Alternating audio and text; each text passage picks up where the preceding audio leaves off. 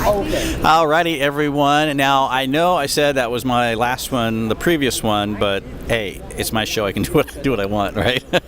I've been promising this man to go live today, and I want to tell you a small story about the personality of J.J. here. He's with ADF Solutions. And it's funny because I met you, I was still a cop then, right? Yeah. 2006. Yeah, at the HTCIA in Cleveland. Yeah. And I helped beta your software in the early days, and loved it. And we got to talking. And I remember when I left, I think it was Access Data at that time, we had talked. And you'd give me some, and you may not remember it, phenomenal business advice on how to run a business.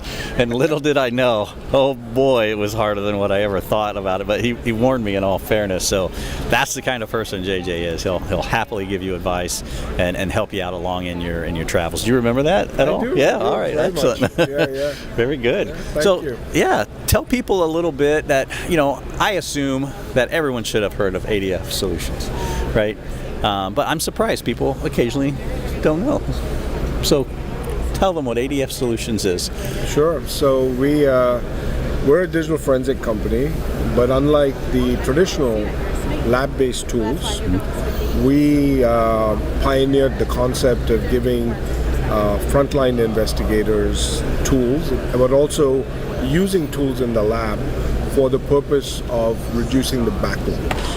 And our formula was the only way to reduce the backlogs, which were mounting at the time, was to either increase your staff by 5 times, right, or reduce the number of devices that came back into the lab. So we focused on the latter. And what we did was, at that time, the concept of triage was freeware. It was not considered a real practice. It was not accepted by labs, etc.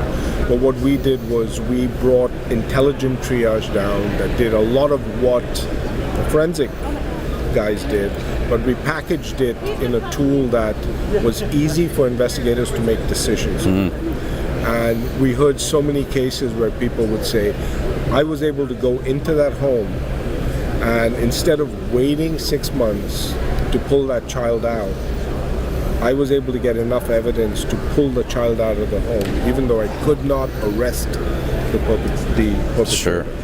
And that made us feel really good to hear that. So that's where we were. The US, our home country, even though it's still our largest segment of sales, triage has not been accepted fully. And a lot of that has to do with really unknown in the market. Really? Like in the US, in the UK, in Australia, even India and places, they are focused on solving the problem. Yeah. They work for the case.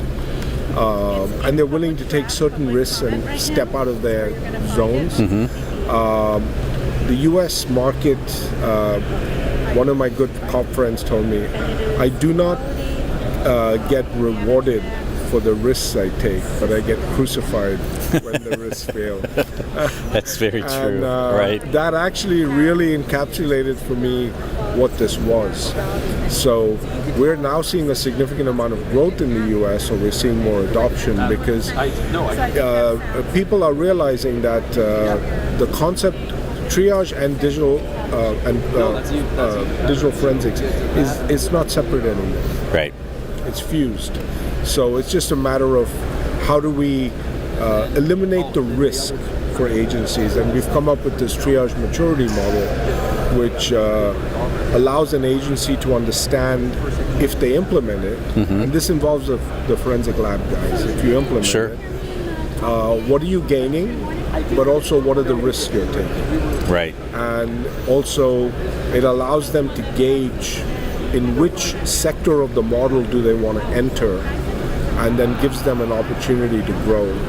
So like in the highest tier, which is Model 5, they will triage every device that they come across before it goes to a lab. They will have as many people use it, and they will have a detailed workflow that everybody falls through, and they'll have very clear standard operating procedures. Yeah. And the labs will control exactly what the tools are looking at and deciding in the field. So the labs have complete control over what is decided for the whether you take the device or not, as opposed to the investigators making an ad hoc decision. Right. So that's like maturity 5, and then coming down you have different versions. Yeah, and that's obviously the highest level. What do you think, what are some contributing factors? I know we talked a little bit before we went live of how an agency decides on what level to make an entry point, and why are those so critical? We've seen that the biggest one, unfortunately, due to the system, is budget, because agencies are so stretched that even if they want to implement it, they have to kick something out, or they have to or they have to go to like some funding, go to some DOJ or private funding entity, which is very painful to see, because these are critical cases. A lot of them are CSAM cases, a lot of them are human trafficking cases, and for them not to have the funding is actually quite painful to watch. That is. I would, I haven't ran a forensic case in a very long time now, but I would think triage is to the point where it just should be run on every scene before you ingest anything 100%. Or take anything, because just the volume and the scope of the data now, why take something that just has somebody's Pokemon collection on it? You don't need that. We had a really eye-opening moment in February. Raphael, my co-founder, our CTO, and I were in India representing at the National Forensic Science University, which is the only university dedicated to forensics in the world. It's a very impressive facility. And we've been working with them for a while, and we were given an opportunity to present to the students. And we got up and we started talking to them, and they were so focused on pulling everything and what are you missing, and etc. And Raphael said, you guys realize that your job is to actually solve a case, right? Not extract as much data from a phone. And the deer in the headlights look was like they had not connected. It was kind of a new line of thought for them. It was, essentially. It was, because the entire focus at that time was how do you, just process the data, extract the data. It was a shock to them. Wow. And you ask them, what's the backlog? Oh, it's 3 years. Well, don't you think that's a problem? But apparently not. Aren't they judging hey, this is just a small, text messaging case or harassment or breaking a protection order, something very small, versus something of national intelligence where, hey, you should take things and find things, but there's some scope. Interesting thing is that the agencies in India are all using tools. Yeah. We have a fairly large footprint now in India, and it's growing. But it's the students, it's where that's what they've been taught. When they come into the reality of the world, then they realize they're dealing with cases. But it was fascinating for me that in the educational process, that was not prioritized. Yeah. That was fascinating for me. These guys all will graduate and then join organizations that are solving cases, and that'll be the reality check with them. But I'm like, shouldn't we inject that a little bit? Yeah. Well, hey, there's an opportunity, Professor J.J. So you can just teach the triage course. There you go. Yeah, so that was a real, the big boys who we compliment as far as tools go is. They're all about full file system, and they control the messaging that goes down to the yeah. You know what I'm talking about. I see it. Yeah. I see how that could easily happen. Yeah. So now we're trying to put a lot of messaging out there that is talking about the benefits of this without being detrimental to the value of full file system. Right. And I get the whole risk thing. You have to decide what level you want in. And it's something I haven't thought of in a long time, so it's actually a very interesting topic to me, because you get those larger agencies that, because they can, and they charge X amount, they want you to get full file systems, and it may take you forever to go through that when you don't need all of that. You just need the basic pieces. We actually have a very fascinating use case which we stumbled upon by accident, and it's becoming quite a standard for us, is a very large agency based on the other side of the pond. They extract a full file system. I can't say which vendor they extract from, but they extract one. And their investigators in the field use ADF for triage. But the lab will get a full file system extraction from a mobile device. And when they run their software, the vendor software, it's taking on average 4.5 hours.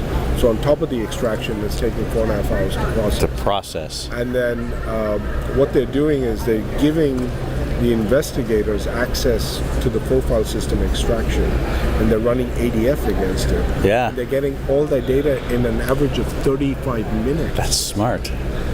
And so the lab is saying, we're not stopping what we're doing, but these guys need the intelligence quickly, and they're using a tool that they're used to process it. So that's a real hybrid of where you're not leaving anything behind, but you're still able to access the data very quickly. And we're seeing more and more use cases of this. So that's why I'm saying triage is interesting. Yeah, it is. That's really interesting. I mean, you're still dealing with the time constraint of extraction, processing, and then running through ADF. But to me, investigators, they're looking at some of this forensic data, and they're going like, what am I looking at? And ADF just simplifies that so much. They can look at it and go, oh yeah, here's what I want. This is exactly what I need. Let's say you have let's say you have a 500 gigabyte phone file extract. But if you want to go in and just select pictures, videos, WhatsApp, etc., and if you have it in the full file system extract, ADF can get that in minutes. Nice. See where I'm going with Oh, this? yeah. We can get it in minutes, and that is the value of this. And people are like, wow. You don't need to, no one's stopping you from running the full file system in the lab, but you're able to get that data in minutes. Quickly. Yeah, I'd be curious, and I know a lot of people don't interact with our YouTube channel or any of the channels. Really, cops are a strange animal when it comes to social media.